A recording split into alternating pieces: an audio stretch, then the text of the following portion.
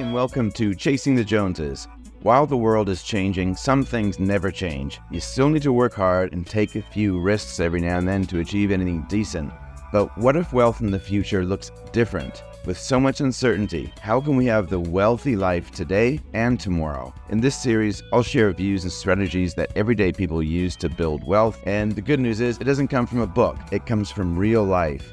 Once your money thing is sorted out, on the way to chasing what you think success is, you might just learn how to surge ahead. So, if you're ready, let's go.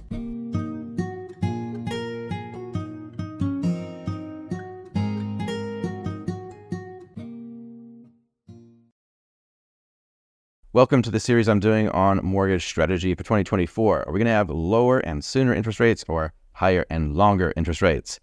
I like to consider both sides of the coin when it comes to interest rates. Will they go up? Will they go down? And how much will they go up and down? And what time frame will they go up and down in? I would love your feedback. Imperfect answers only. Just reach out to me on LinkedIn. Comment on these posts. Let me know what you think. So today I want to talk about scarcity and abundance. Two different sides of the same coin, perhaps. Deflation is a sign and symptom of economic decline.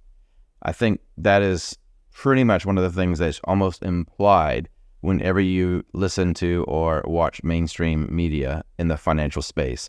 Deflation basically is the devil. It's the reason why perhaps there's a positive interest rate target of between 1% to 3% that the Reserve Bank sets. It's just far enough away from deflation to be safe, because we don't want to get deflation, because if we accidentally get that, then we're driving our economy into decline. And I wonder sometimes whether or not it's actually the dog wagging the tail here. But while deflation is a sign and symptom of economic decline, it's also the natural occurrence, or it's the natural outcome brought on by exponential technology. Deflation just means that the weight of your money is greater than what you can buy with your money. Like AI and Bitcoin, artificial intelligence is effectively an exponential technology. So it's natural to think that this will reduce the cost of producing things. Between AI and robotics, all you need to do is plug things in the future and have energy, and things should become abundantly cheaper. So when viewed through a sound money system like Bitcoin, where there's a finite money supply, the cost of production decline and prices fall, because this is tech-powered deflation.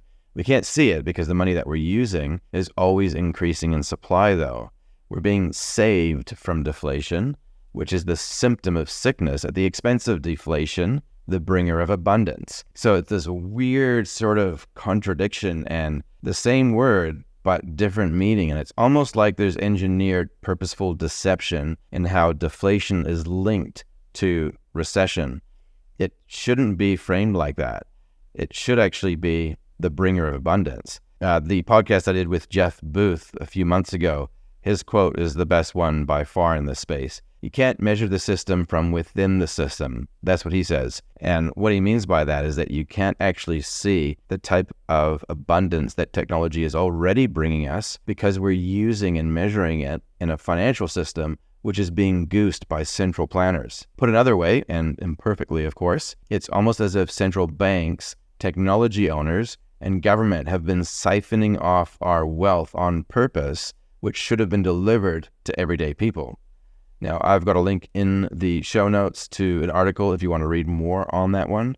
But if technology makes everything infinitely cheaper to make, then our currency value should actually rise. We should be able to get more for what currency we have to spend. So what are interest rates when the item of growing value is the currency itself? Now, when you try to figure out the impact on interest rates, that's when this gets really, really confusing for me personally. Because what are interest rates really when the item that's growing in value is the currency itself? Does that mean that interest rates become infinitely high for credit money, and then the actual value of hard money becomes higher? Probably does. But again, this is where, I guess, when we're thinking about interest rates, if you have a mortgage, what kind of strategy could you use?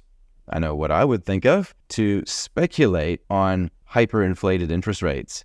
Because what would grow in value if there was an economic collapse brought on by technologically induced deflation? I'm not going to sleep very well tonight pondering that one. But yeah, if you do have any questions or any other comments that you want to put into this one, just follow me on LinkedIn and share with me what you think.